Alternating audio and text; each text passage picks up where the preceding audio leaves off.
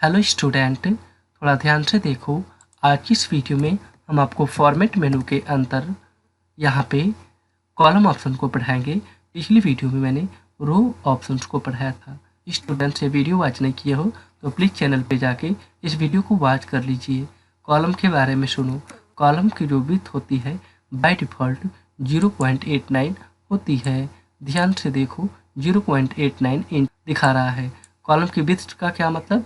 Column की चौड़ाई इतनी होती है 0.89। ठीक है स्टूडेंट्स, आप इसे बढ़ा घटा भी सकते थे वहाँ से। इसी तरीके से ऑप्टिमल विड्थ की बात करें तो देखो यहाँ पे ऑप्टिमल विड्थ कितना दिया है बाय डिफ़ॉल्ट 0.1 इंच दे रखा है। ठीक है, इसी तरीके से स्टूडेंट्स आगे दिया है हाइड और शो। ऑलरेडी मैंने अभी आपको सेल को हाइड करना और हाइड करना पिछली वीडियो में बताया था।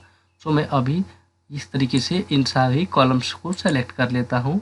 कॉलम्स पे जाऊँगा और कहाँ पे क्लिक कर दूँगा, यहाँ पे हाइड पे क्लिक कर दूँगा। तो ध्यान से देखिएगा, अभी यहाँ पे देखो ए के बाद एफ आ गया, बीच के सारे कॉलम्स छिप गए हैं।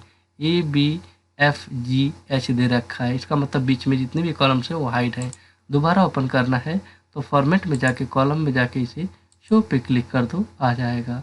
देखो नहीं आया, दोबारा से कंट्रोल है बटन को प्रेस करोगे, फॉर्मेट में जाओगे, कॉलम पे जाओ आप यहाँ पे और इसे आप क्या कर दोगे, शो कर दोगे जस्ट यहाँ से। तो देखो अभी दिख जाएगा। अब देखो A B C D E F सारा का सारा कॉलम आपको डिस्प्ले हो चुका है।